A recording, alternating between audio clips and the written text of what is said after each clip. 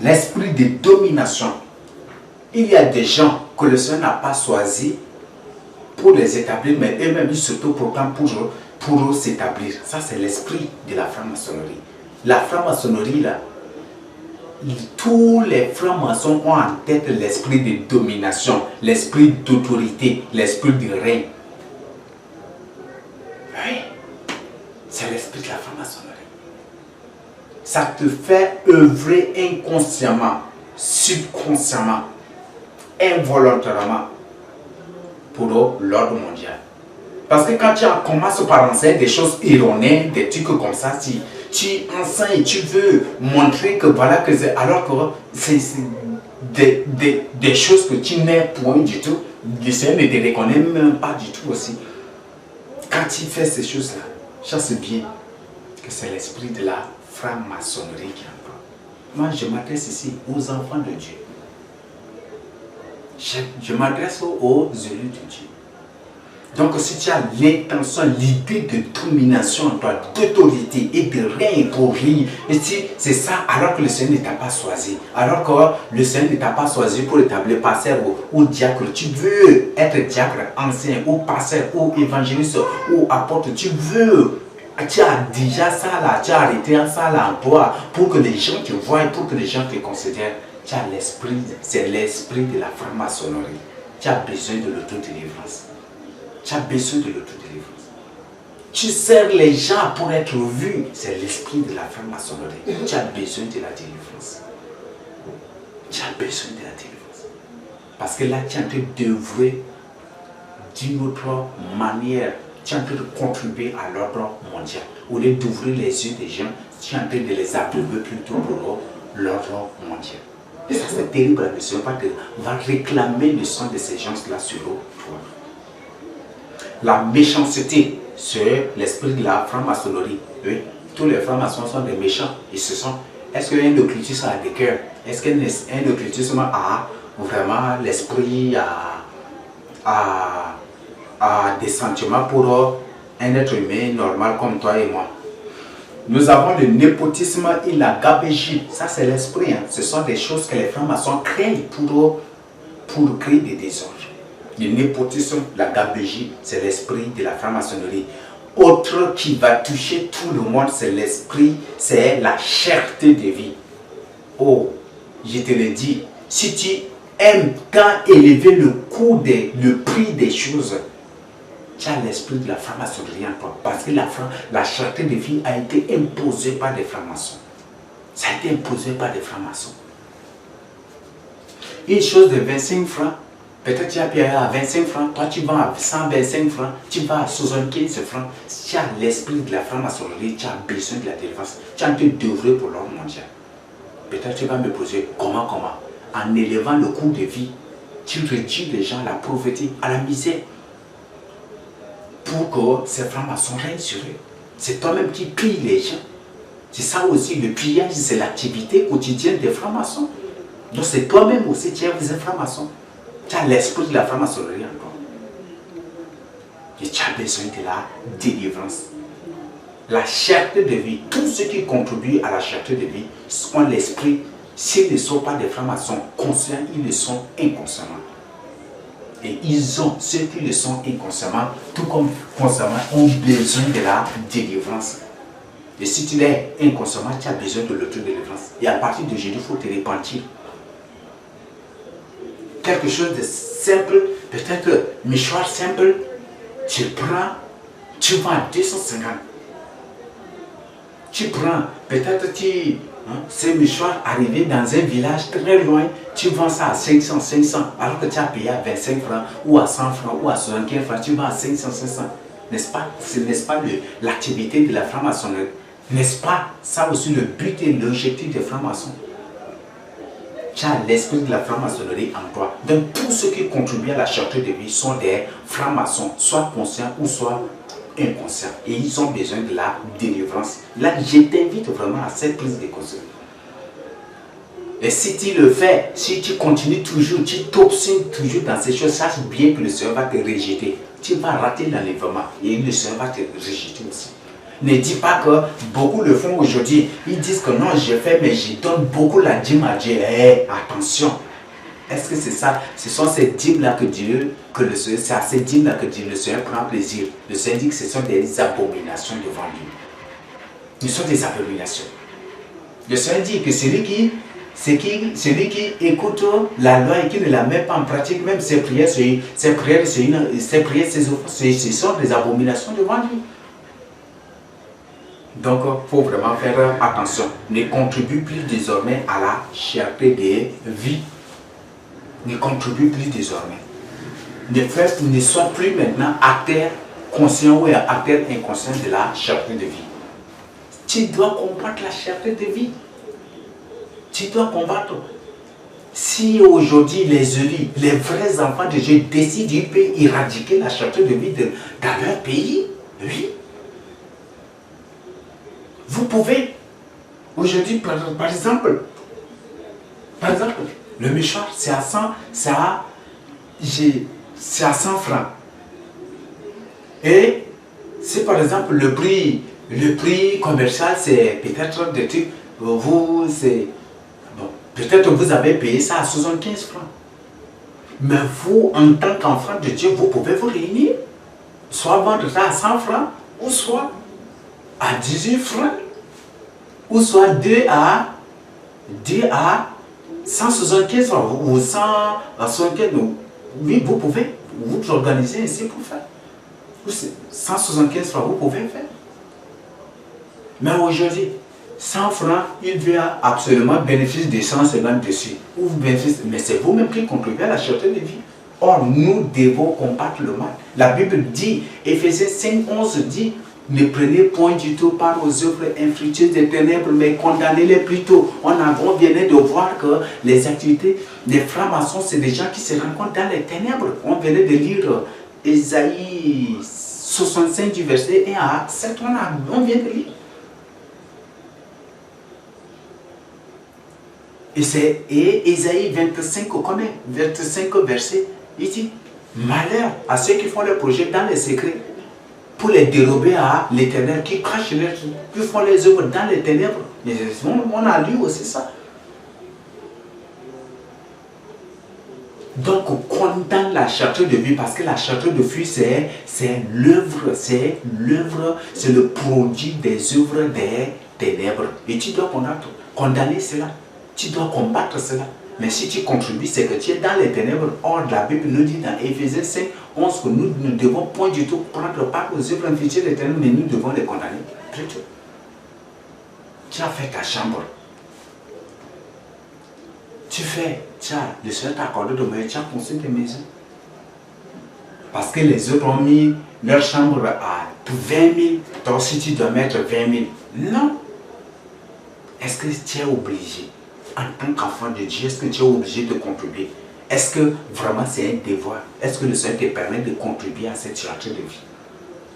Tu peux mettre à 10 000 pour plaire à ton Dieu. Tu peux mettre à 10 000. Est-ce qu'il y a un problème dans ça? Est-ce qu'il y a un problème dans ça? Si les autres mettent à 10 000, si tu vois que c'est... Tu peux. Pour toi, tu mets à 5 000. Oui. Donc ça, c'est...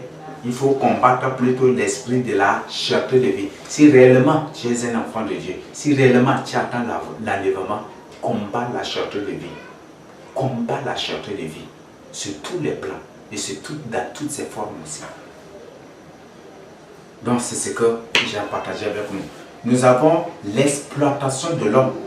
Donc les francs-maçons aiment beaucoup exploiter les hommes. Si toi aussi tu aimes exploiter les gens, si tu as l'esprit de franc-maçonnerie en toi, il y a des gens qui vont te prendre pour travailler pour eux du matin jusqu'au soir. Et à la fin, et jusqu'à même la nuit. Et c'est pour te donner 250, pour te donner 300. Et dans un pays où la cherté de vie, c'est vraiment insupportable. Ou parfois, pour les tromper leur village, il leur paye des degrés de argues, le 20 degrés de argues, c'est le vin traditionnel, argues de fort, il les trompe avec ça pour les nourrir, pour les faire saouler et c'est fini. Ça, c'est l'exploitation. c'est l'esprit de la franc-maçonnerie qui t'aime. Si tu aimes exploiter les gens, tu as l'esprit de la franc-maçonnerie en toi. Tu aimes exploiter les gens, payer faussement les gens, injustement les gens. Tu fais travailler ton prochain pour lui rémunérer peu seulement. C'est l'esprit de la franc-maçonnerie. Nous avons la prospérité et la bénédiction sans la crainte de Dieu. Ça, c'est l'esprit de la franc-maçonnerie. Ça, c'est beaucoup plus produit aujourd'hui dans le pentecôtisme. Tu fais ceci et tu seras béni. Tu fais cela, tu seras béni. Dieu t'élèvera, tu seras la tête et non la queue. Tu seras ceci, tu seras cela. Il ne prêche jamais du tout. Peut-être tu as 100 copines, peut-être tu as 20 copines ou 80 copines. Peut-être tu as commis des tonnes d'avortements. Il ne prêche jamais sur ça. Tout le jour, bénédiction. Bénédiction, bénédiction, bénédiction, bénédiction. Le Seigneur m'a révélé que tu seras béni, tu auras un beau mari, tu auras une belle femme. Que tu auras un mari qui a une voiture Mercedes. Le Seigneur m'a révélé que dans 2 ans ou dans 1 an, tu auras Mercedes, tu vas conduire une voiture. Le Seigneur m'a... Aïe! Alors que tu vis dans le péché et que tu as besoin d'être délivré de ces péchés. Ça, c'est l'esprit de la franc-maçonnerie. Ces prédicateurs de la prospérité sont tous des francs-maçons. Tous ces prédicateurs de la prospérité, de la bénédiction sont des francs-maçons. Ils travaillent pour l'ordre mondial. Le but, c'est d'aveugler les yeux des gens. Un vrai enfant de Dieu, un vrai serviteur de Dieu doit ouvrir les yeux des gens, doit avertir les gens, doit condamner les crimes, doit condamner les œuvres des ténèbres. C'est ça. C'est ça un vrai serviteur de Dieu. Mais si un serviteur de Dieu est là juste pour aveugler les gens, ne prêche pas sur le péché, est là sera avec des farfelus, comme beaucoup le font, je t'informe que c'est l'esprit. Tous ces gens, ce sont des francs-maçons. Et si tu retrouves, il faut quitter cela aussi. Il faut quitter ces gens. Et si c'est un temple soumis au pampo, quitte cela avant. Quitte cela. Quitte ces temples. Mais même si ce n'est pas un temple soumis au peuple et que c'est un temple qui n'enseigne pas la vérité, qui ne prêche pas la vérité, tu dois le quitter pour le salut de ton âme. L'éloquence et la rhétorique. L'éloquence et la rhétorique. Oui, ça c'est le domaine de la franc-maçonnerie. Aujourd'hui, il y a des gens qui, avant de préparer et avant de présenter un enseignement, prennent tout leur temps à consulter tous les mots difficiles des dictionnaires là. Et quand ils viennent là, ils présentent, ils vont pour vous éparter de l'éloquence. Parler de manière à attirer les gens, de manière à émouvoir les gens. De manière à émouvoir les gens. Tout cela, c'est l'esprit de la franc-maçonnerie. Tu as l'esprit de la franc-maçonnerie, et c'est l'antichrist aussi, c'est un grand éloquent. Donc, comme l'esprit de la franc-maçonnerie, c'est un esprit antichrist, c'est cet esprit antichrist-là qui t'anime. C'est cet esprit antichrist-là qui t'anime. Cet esprit antichrist-là qui t'anime. Donc, si tu aimes l'éloquence, la rhétorique, tout cela, là, il faut, vraiment, c'est vraiment fort à ce niveau et je t'invite vraiment à une prise de conscience et à l'autodélivrance. Parce qu'aujourd'hui, il y a beaucoup, ça c'est le fait, c'est le quotidien de beaucoup qui préparent les enseignements avec des mots difficiles, ils bûchent les mots difficiles, des nouveaux mots pour montrer au public que c'est eux qui sont là. Pour montrer qu'ils sont des beaux parleurs de français, des grands parleurs de français pour émouvoir les gens, pour montrer qui ils sont. C'est l'esprit de la franc-maçonnerie. C'est l'esprit de la franc-maçonnerie. Je vous informe, je vous dis quelque chose. Quand j'étais à l'université, quand j'étais, et même au début de mon ministère, par l'évangile, au début de mon ministère où je partais partout pour évangéliser.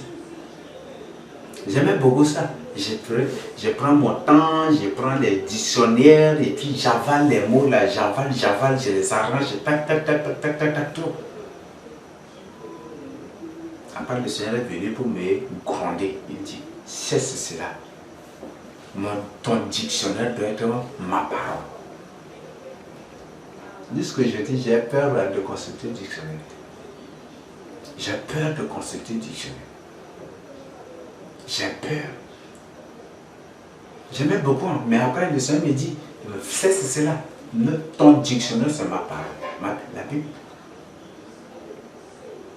J'ai cessé net aussi. Et c'est certains thèmes. Comme c'est un thème que le Seigneur m'a révélé, si c'est un mot difficile, je viens chercher à comprendre le sens dans le dictionnaire, juste pour présenter le mot difficile. Mais je ne cherche pas, je n'arrange pas les mots difficiles dans mon cerveau, ni dans ma mémoire, ni dans mon cœur, ni en moi pour épater ou pour faire. Non, je ne le fais pas parce que le Seigneur m'en a interdit strictement. Donc, c'est ce que je voudrais partager avec vous. Donc, l'esprit de l'éloquence, de la rhétorique, c'est l'esprit de la franc-maçonnerie. C'est l'esprit de la franc-maçonnerie. Et tu dois combattre cela. Donc, il y a autre chose ici aussi. Il y a autre chose. Nous avons l'orgueil et l'arrogance. L'orgueil et l'arrogance. Veuillez m'excuser, je vais...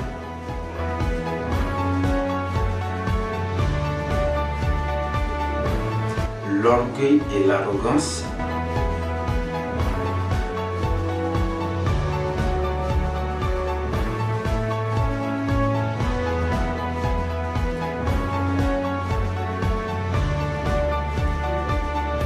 Oui, au point où nous avons l'orgueil et l'arrogance.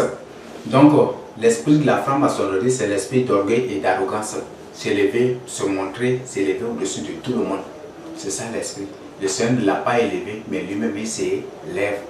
Le Seigneur ne l'a pas établi, lui-même il s'établit. Le Seigneur ne l'a pas proclamé, lui-même il s'auto-proclame. Le Seigneur ne l'a pas appelé, lui-même il s'auto-appelle. Le Seigneur ne l'a pas choisi, lui-même il s'auto-choisit. Le Seigneur ne l'a pas élu, lui-même il s'auto-élu. Le Seigneur ne l'a pas oint, lui-même il s'auto-oint. Ça c'est l'esprit de la franc-maçonnerie. Là c'est une personne qui agit, qui travaille bel et bien pour l'ordre mondial de l'antichrist, soit consciemment ou soit inconsciemment. Nous avons l'espionnage. L'espionnage c'est l'esprit de la franc-maçonnerie. Aujourd'hui, ce n'est pas répandu dans le monde entier, c'est bel et bien répandu. Aujourd'hui, il y a des gens qui ont leurs agents partout pour espionner les autres. Non, non, non, non, non. Ah, lui là, Moïse là, comment? Il n'a pas commis de péché, vous n'avez pas de mauvaises choses sur lui, vous n'avez pas d'informations sur lui. Et ce sont des soi-disant serviteurs de Dieu, ce sont des soi-disant enfants de Dieu. Ah, il n'a pas. Et il s'appelle ici, il s'appelle ici, il s'appelle ici, il s'appelle ici, il s'appelle ici. Pour avoir des informations sur moi. Ça, c'est l'esprit de la franc-maçonnerie. L'esprit de la franc-maçonnerie. L'espionnage, c'est la franc-maçonnerie. Aujourd'hui, les francs-maçons se sont déployés partout comme des espions dans tous les pays du monde entier. Et ce sont des francs-maçons européens, occidentaux. C'est où vous les voyez se déguisant des humanitaires, ils viennent, ils font semblant de créer un centre, ils font semblant de faire ceci, vous croyez que... Non, ce sont des espions. Ce sont des espions, ce sont ces gens-là qui prennent le pays en otage. Ce sont ces pays, ce sont ces gens-là qui pillent le pays. Ce sont ces gens-là qui planifient des guerres aussi dans le pays. Quand ils voient que la guerre approche, déjà ils prennent le vol et ils disparaissent. Quand la guerre finit, déjà ils reviennent. Et c'est comme ça qu'ils font. Aujourd'hui même, nous avons, il y a partout, ils ont déployé même partout des agents de la CIA. Partout. Aïe, ça c'est terrible, non? Et ce sont ces agents de CIA là qui créent des actions, des crimes partout aujourd'hui dans le monde entier. Ce sont ces gens-là. C'est terrible. Ce sont ces gens, ce sont des francs-maçons. La plupart des membres de la CIA, ce sont des démons en forme humaine, ce ne sont pas des humains normaux. Dans tout le pays du monde, on a des agents de la CIA. Ils sont là. Ce sont ces gens-là qui planifient les rébellions, qui planifient les Boko Haram, qui planifient les agents, les terroristes. Ce sont ces gens-là. Aujourd'hui, les soi-disant serviteurs de Dieu, les soi-disant enfants de Dieu, ont aussi les agents partout pour espionner les autres. Et ils disent, c'est ça, servir Dieu. C'est quel Dieu que vous servez?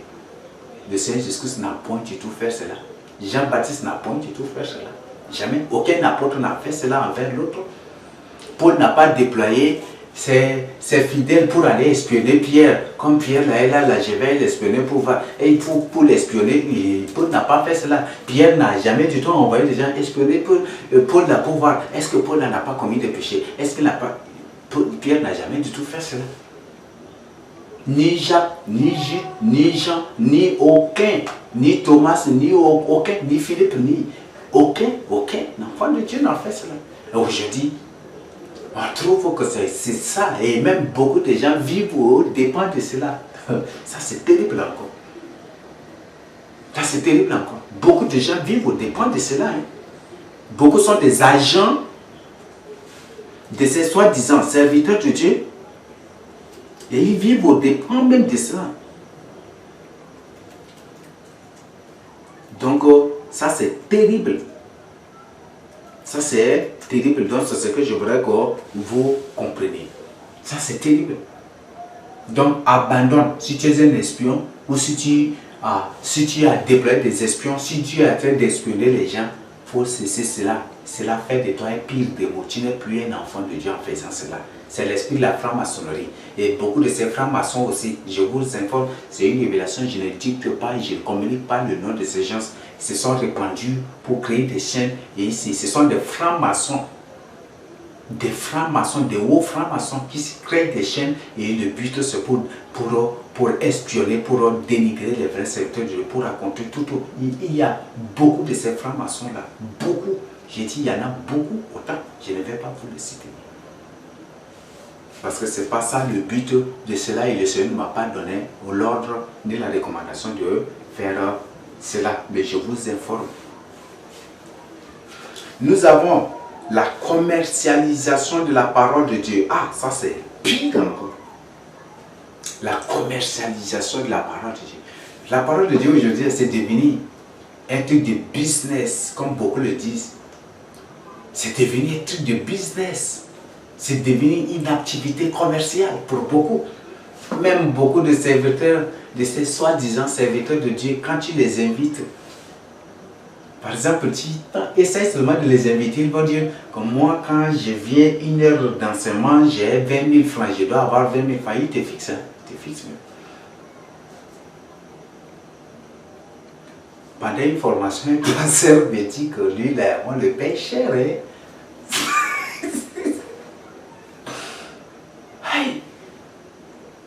Ça c'est terrible. Ils disent, ils sont tout ça normal et c'est ça servir Dieu. Mais depuis quand c'est écrit dans quel verset de la Bible qu'on doit commercialiser la parole de Dieu? Je crois que Michel a prêché contre ça dans ce Michel 6 verset 11 ou combien? Michel 6 verset 11, je ne sais pas, j'ai déjà oublié, mais ça va être ça. Ou c'est Michel 3 verset 11. Ces chefs jugent pour des présents. Juger pour des présents, juger pour gagner. Ce sont des sacrificateurs, des lévites, ce sont des gens que le Seigneur a établis, mais ils jugent pour avoir de l'argent. Donc quand vous venez avec des problèmes, ton argent c'est ce qui se passe aujourd'hui. Et si tu veux avoir raison, il faut donner beaucoup. Et là, comme ça, on va te donner raison. Encore, ces chefs jugent pour des présents. Ces sacrificateurs enseignent pour un salaire. Le salaire pastoral. Or, la Bible condamne déjà ici. C'est terrible. Et aujourd'hui, il dit non, ce n'est pas salaire pastoral, mais c'est revenu pastoral. Mais c'est écrit dans quelle Bible? Dans quelle Bible que vous utilisez? C'est la commercialisation de la parole de Dieu. On dit un pasteur qui a sa licence doit avoir tel salaire. Le pasteur qui a son master 1 différent, celui qui a master 2 différent, celui qui a son doctorat différent, celui qui est maître de conférence différent, celui qui est professeur différent, on les paye différemment. Et aujourd'hui, tous ces soi-disant serviteurs de Dieu s'y précipitent et chacun veut avoir son doctorat, chacun veut avoir son professorat. Et quand ils se lèvent pour l'enseigner, ils vont prendre 15 minutes de présentation. Je m'appelle tel, j'ai étudié, j'ai fait la théologie en Angleterre, mon docteur d'ici, là, c'est Lee Packer, ceci, j'ai ma licence en théologie en tel, oui, de façon que j'ai souffert pour avoir la licence, là, ils vont se mettre même pour dire ces choses. Après, j'ai fait master. Pendant que je faisais master, j'ai tous les problèmes. Ils vont prendre 15 minutes pour la présentation. Et malheur à vous, si c'est un professeur, un pasteur qui est professeur en théologie, qui a eu son professeur en théologie, vous allez prendre même 30 minutes de présentation. Il va commencer, je suis né dans tel coin, il va, même beaucoup aussi commencent comme ça. Ah, est-ce que c'est ce que le Seigneur Jésus fait dans sa parole ici? Est-ce que c'est ce que Paul fait? Je suis né à tel coin, à Yaoundé. J'ai fait mes études primaires dans tel établissement. Oui, ça a été dur, hein, ça a été dur. Il revient, CG, collège, j'ai fait dans tel. Vraiment, c'est un moment dur. Après, lycée dans tel. Après, ça c'est pour l'État encore. Et j'ai eu ma licence dans tel. Et après, j'ai trouvé que c'est bon, j'ai fait la théologie. Théologie, j'ai fait première année dans tel. Il présente. 15 minutes, j'ai été surpris, que j'ai vu. Et je te parle, je vous parle, je vous présente quelque chose qui se passe réellement. Je crois que vous êtes même témoin et vous pouvez même donner plus de témoignages, plus d'exemples encore. Mais ça, c'est ce qu'ils font. Et ça, c'est terrible, hein? La commercialisation de la parole de Dieu. Aujourd'hui, chacun de ces soi-disant serviteurs de Dieu veut avoir son doctorat, son professorat pour avoir beaucoup de salaire, pour recevoir beaucoup de salaire et pour gagner un poste. Ça, c'est terrible en ces derniers temps. C'est terrible. Le Seigneur Jésus a dit, quand le Fils de l'homme reviendra là, trouveras-tu encore de la force sur la terre? Le Seigneur a bien parlé de ces choses. Ça, c'est terrible.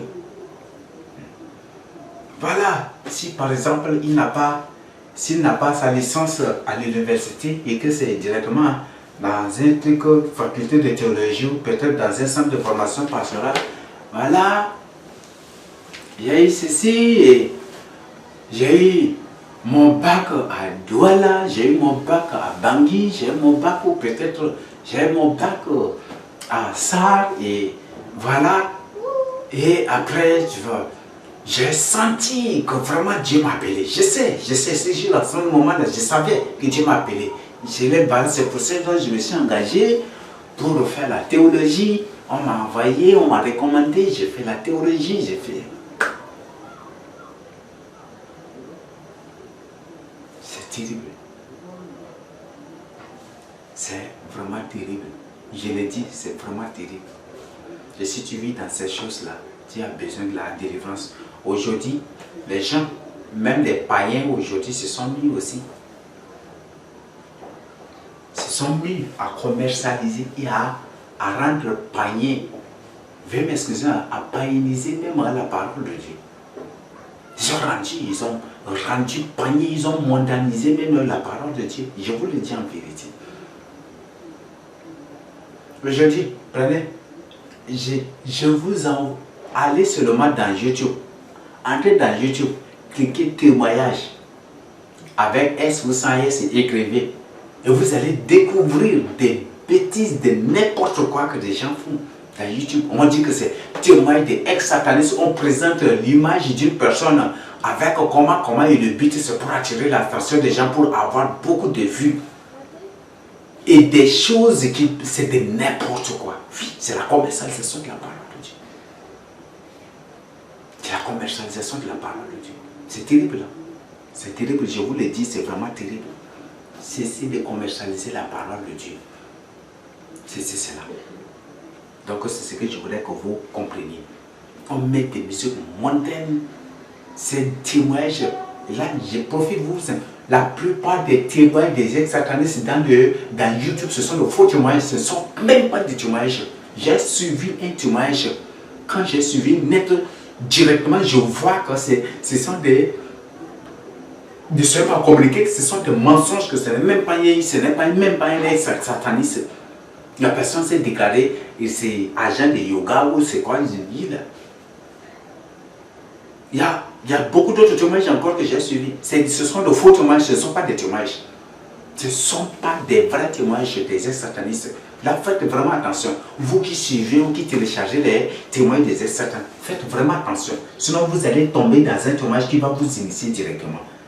Et à travers ces témoignages, on peut vous envoyer des messages subliminaux ou invoquer des démons sur vous pour vous initier. Là, faites vraiment attention. Il y a beaucoup de faux témoignages. Beaucoup de faux témoignages des ex-satanistes. Même parfois des gens, des catholiques qui disent que voilà, Marie les a visités pour que Joseph les a visités. Ça, c'est des bêtises. Ça, ce ne sont même pas des. Ça, évitez vraiment cela.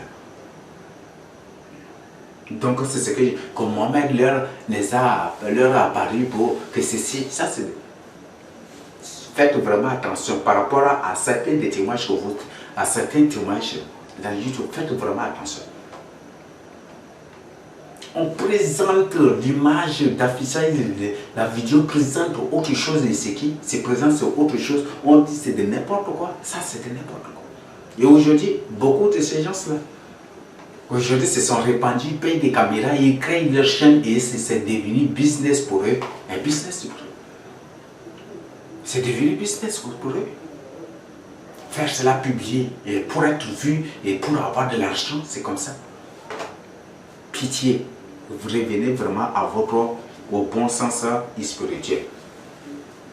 Nous avons le modernisme. Si tu dis que le modernisme est bon, c'est que tu es possédé, tu as l'esprit de la franc-maçonnerie en toi. Et que si tu aimes beaucoup le modernisme aussi, c'est que tu as l'esprit de la franc-maçonnerie en toi. C'est pour dire que c'est la mondialisation. Si tu encourages, si tu délivres, si tu défends la mondialisation, c'est que tu as l'esprit de la franc-maçonnerie en toi.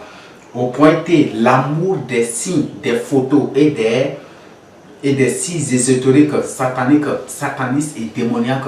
Là, je vous le dis, il y a des gens qui aiment beaucoup des signes ésotériques, des images sataniques, des images de Baphomet, les signes de Baphomet, les signes de francs-maçons, les signes des Illuminati, les signes de l'Antichrist, les signes de Rosicrucien, Yen pour les salutations de Rosicrucien. C'est terrible. Ça, c'est vraiment terrible. Donc, je voudrais que vous entrez vraiment en vous-même. Ça va beaucoup vous aider. Je veux que vous entrez en vous-même. Il y a certaines salutations là, c'est de n'importe quoi. Et beaucoup, je dis, imitent cela. Les gens qui saluent par l'épaule, ils saluent, ils font de boxe comme ça. Il y a des gens qui font tout ce qu'ils voient là, ils imitent. Et ils trouvent que c'est ça, ce qui est bon. Et ils disent, c'est ça l'évolution. Quelle évolution? C'est la mort. C'est la mort, c'est la perdition.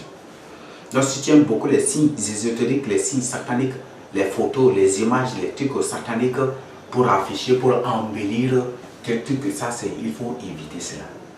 C'est l'esprit de la franc-maçonnerie.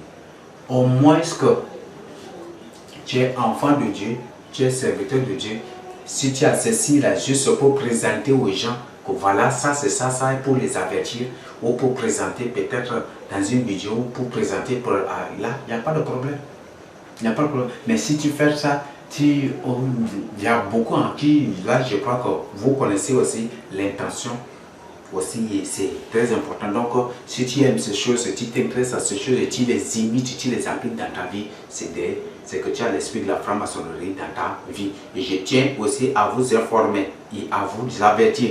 Ce n'est pas tous ceux qui font, tous ceux qui dans leurs enseignements, peut-être inconsciemment, involontairement, font ainsi satanique que ce sont des sorciers ou ce sont des francs-maçons. Évitez vraiment cela. Sinon, vous allez tomber dans un grand piège et ce piège-là va vous conduire directement en enfer.